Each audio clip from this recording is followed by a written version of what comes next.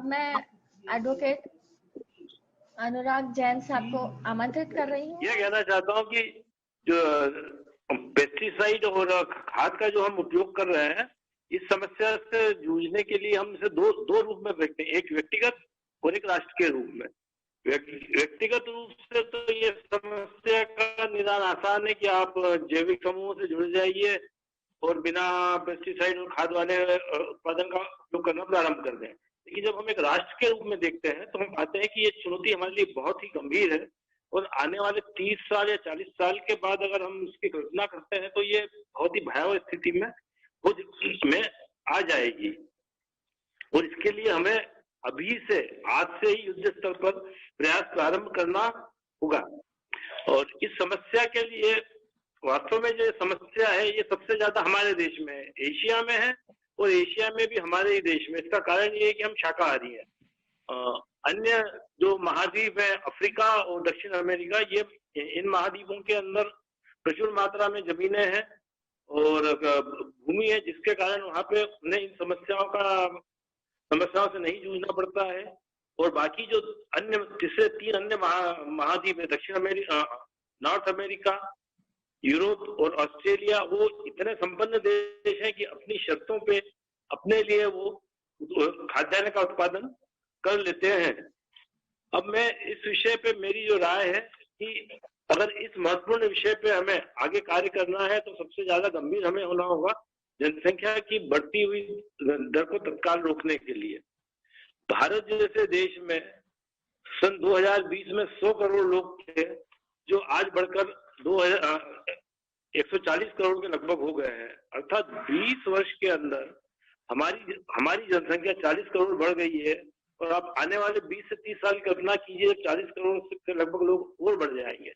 इन 40 करोड़ लोगों के लिए हमें अतिरिक्त निवास की व्यवस्था करना होगी, इनके लिए सड़कों की आवश्यकता होगी, इनके लिए जल स्रोत बनाना होंगे, बांध बनाना होंगे और इन सब के अंदर जो भूमि जाएगी वो हमारी कृषि योग्य भूमि जाएगी। और इसके पश्चात ये 40 करोड़ बढ़े हुए लोगों के लिए अतिरिक्त खाद्यान्न का उत्पादन करना होगा। तो इस स्थिति में हम न चाहते हुए भी हमें फर्टिलाइजर्स और पेस्टिसाइड्स की और नए तरह के बीजों की ओर मुड़ना ही होगा। इसलिए सबसे महत्वपूर्ण जो समस्या है कि हमें अगर खाद पेस्टिसाइड्स को अपने दैनिक जीवन खाद्यान्न से दूर करना है तो सबसे पहले हमें जनसंख्या पर नियंत्रण करना होगा।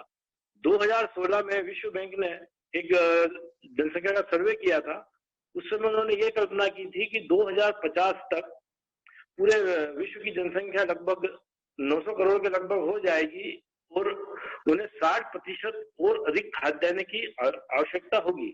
तो आप कल्पना कीजिए कि अगर भारत जैसे देश को भी अगर 60% और मौजूदा खाद्यान्न से अतिरिक्त खाद्यान्न की आवश्यकता पड़ेगी तो कितना ज्यादा हम पेस्टिसाइड और केमिकल का उपयोग करेंगे, कितना जहर करेंगे, हमारे पानी के सारे स्रोत खराब हो चुके होंगे और इसका ये केमिकल के जो दुष्प्रभाव होंगे उसकी तो आप कल्पना ही नहीं कर सकते हैं।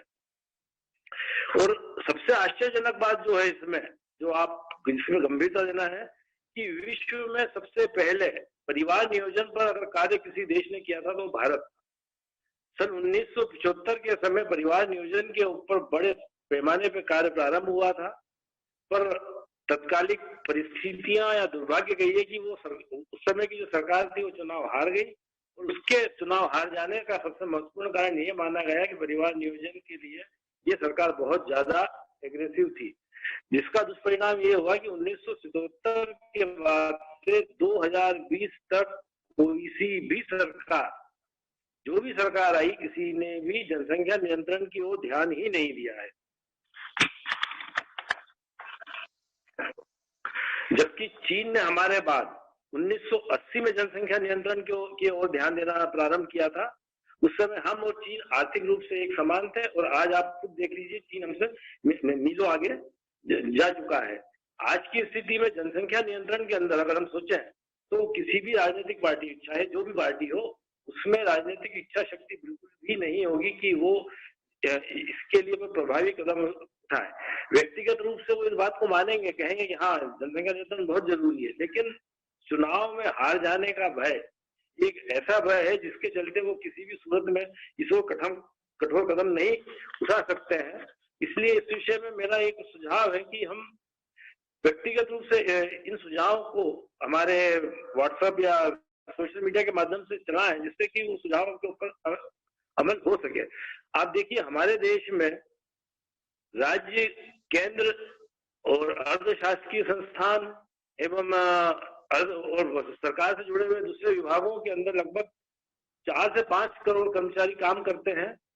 इसी प्रकार आयकर देने वाले 4 से 5 करोड़ लोग ऐसे हैं जो आयकर नहीं देते हैं। उसका कारण ये नहीं है कि वो आयकर नहीं होता है, वो इसलिए नहीं देते हैं कि वो एटीसी की छूट ले लेते हैं, हाउसिंग लोन की उन्हें छूट मिल जाती है, उन्हें व्हीकल खरीदते हैं तो उसके ऊपर उन्हें डेप्रिसिएशन की छूट मिल जाती है, एजुकेशन लोन की छूटें मिल जाती है। तो इस तरह की छूट लेने वाले और शासकीय सेवा से जुड़े हुए लगभग 8 से 10 करोड़ ऐसे लोग हैं जिनको हम फर्स्ट टारगेट कर सकते हैं, क्योंकि इन लोगों का लालच शासन से जुड़ा हुआ है। इसलिए शासन अगर इन पर दबाव बनाएगा तो ये मजबूरन ही सही, क्योंकि उसके बदले में उनको जो खोना है वो लाखों रुपए का टैक्स, सरकारी नौकरी खोना पड़ेगी।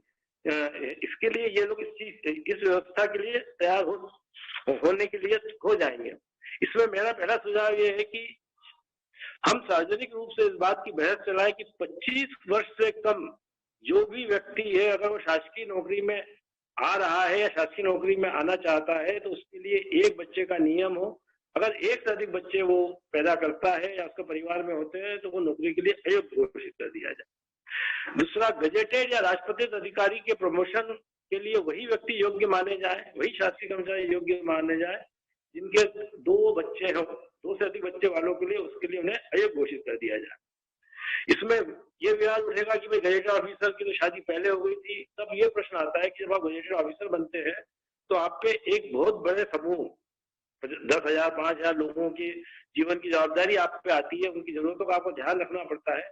अगर आप अपने ही परिवार को योजनाबद्ध तरीके से नहीं बना सकते हैं तो आप इतने लोगों का काम कैसे कर सकेंगे। इसलिए राजपत्रित अधिकारी के प्रमोशन के लिए भी 2 बच्चों का नियम होना चाहिए और 30 वर्ष से कम के जो भी आयकर दाता हैं, अगर वो एटीसीसी की छूट लेते हैं जिसके अंदर कई तरह की छूटें आती है, इसके अलावा अगर वो हाउसिंग लोन की छूट लेते हैं, प्रधानमंत्री आवास योजना की छूट लेते हैं, या फिर वो आपके व्हीकल लोन लेते हैं, उसको डेप्रिसिएशन लेते हैं, या अन्य कोई सी भी छूट आयकर में उन्हें मिलती है तो वो छूट उन्हें उसी वक्त उसी समय मिलेगी जब उनकी उम्र अगर 30 से कम है और उनके 2 से कम बच्चे हैं। क्योंकि जब हम बतौर एक राष्ट्र उनको इतनी छूट दे रहे हैं, जब बतौर एक राष्ट्र हम उतनी उनको छूट दे रहे हैं, आम आदमी अपना टैक्स भरता है, उनको टैक्स में छूट दे रहा है, तो ये उनकी भी जवाबदारी बनती है कि राष्ट्र के प्रति वो अपना कर्तव्य निवाह करें और 2 से कम बालक हो इसकी योजना बना के चले।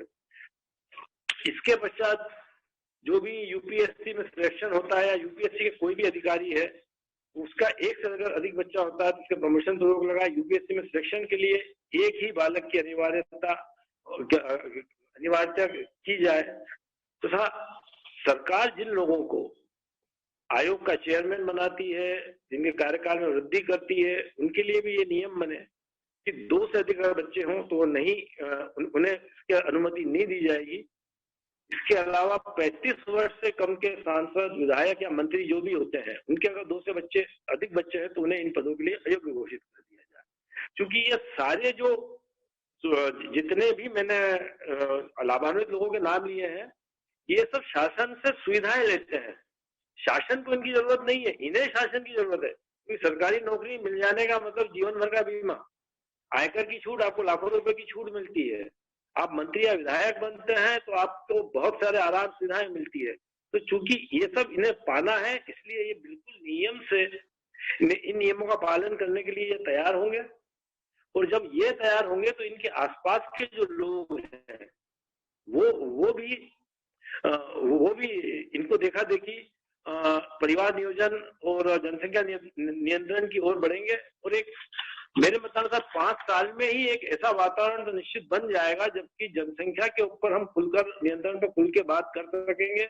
राजनीतिक पार्टियों के दिमाग में जो भय बना हुआ है कि हम जनसंख्या नियंत्रण की ओर बढ़ेंगे, हो सकता है कि हमारी सरकार चली जाए, लोग हमसे नाराज हो जाए, ये भय भी उनके दिमाग से दूर होगा।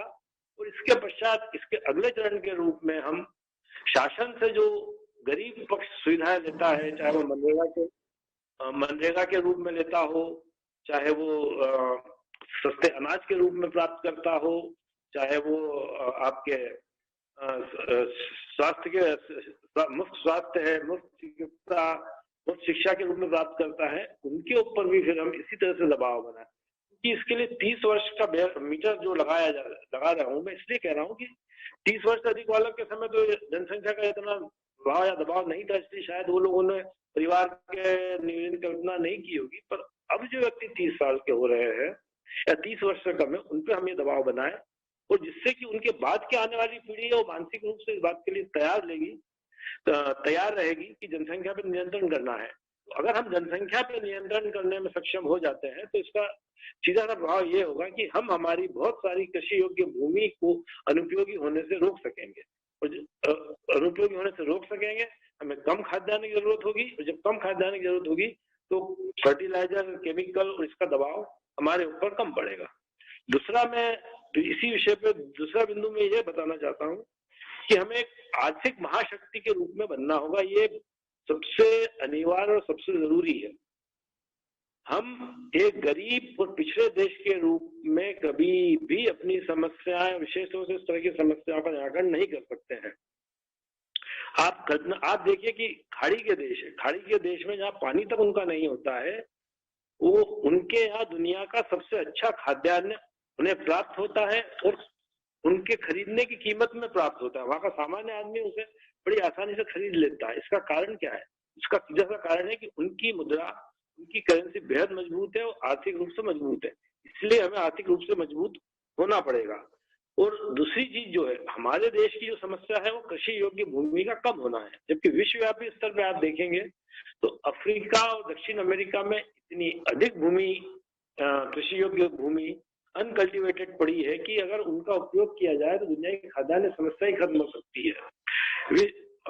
एक विश्व बैंक के एक सर्वे में यह आया था कि दुनिया की 60% से ज्यादा खाद्यान्न की आपूर्ति करने में केवल दक्षिण अमेरिका ही समर्थ है, लेकिन वहां पे वो उसका उपयोग नहीं करते क्योंकि उनको आवश्यकता नहीं उस भूमि की, लेकिन हम जैसे देशों को आवश्यकता है। तो इसके लिए हमें हमारी शर्तें उन देशों पर लागू कर सके, इसके लिए हमें आर्थिक महाशक्ति के रूप में तो बनना ही होगा। अब आप देखिए चीन जैसे देश ने